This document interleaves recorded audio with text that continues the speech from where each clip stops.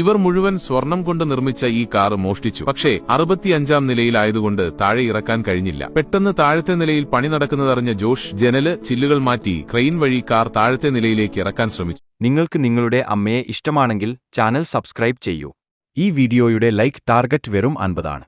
Video like ചെയ്യൂ. എന്നാൽ താഴെ കാത്തുനിന്ന കൂട്ടാളിക്ക് കാർ പിടിക്കാനാകാതെ അന്തരീക്ഷത്തിൽ തൂങ്ങിക്കിടക്കേണ്ടി വന്നു. ഉടൻ തന്നെ മറ്റൊരാൾ അവനെ സുരക്ഷിതമായി വലിച്ചുകയറ്റി. പെട്ടെന്ന് വാതുക്കൽ ശബ്ദം കേട്ടതോടെ ജോഷും കൂട്ടുകാരനും കയറിൽ പിടിച്ച് കാറുമായി താഴേക്ക് ഊർന്നിറങ്ങി കമ്പിപ്പാര ഉപയോഗിച്ച് കാർ മുറിക്കുള്ളിലേക്ക് വലിച്ച് ലിഫ്റ്റിന്റെ മേൽക്കൂരയിലേക്ക് കയറ്റി. കാർ സുരക്ഷിതമാക്കിയെന്ന് കരുതിയെങ്കിലും കാറുടമസ്ഥൻ ലിഫ്റ്റ് ബട്ടൺ അമർത്തിയതിനാൽ അവർ തിരിച്ച് 65-ാം നിലയിലേക്ക് തന്നെ എത്തിപ്പെടേണ്ടി വന്നു. ലിഫ്റ്റ് നിന്നയുടൻ ജോഷ് വാൻ ഗാരേജ് എൻട്രിയിലേക്ക് എടുക്കാൻ പറഞ്ഞു. പണക്കാരൻ തന്റെ കാർ മോഷ്പോയെന്ന് കണ്ട് പോലീസിനെ വിളിച്ചു. CCTV വഴി വാൻ കണ്ടെത്തി പോലീസ് പിന്തുടർന്നെങ്കിലും വാൻ പിടികൂടി തുറന്നു നോക്കിയപ്പോൾ കാർ കാണാത്തതിനാൽ തെളിവില്ലാതെ പോലീസ് അവരെ വിട്ടയച്ചു. അന്ന് രാത്രി അവർ വീണ്ടും ഹോട്ടൽ മേൽക്കൂരയിലെത്തി പൂൾ തുറന്ന് അതിനുള്ളിൽ ഒളിപ്പിച്ച സ്വർണ്ണ കാർ പുറത്തെടുത്തു. ഒടുവിൽ ആ സ്വർണ്ണ കാർ കഷ്ണങ്ങളാക്കി വിഭജിച്ച് അവരെല്ലാവരും സുഖമായി ജീവിച്ചു.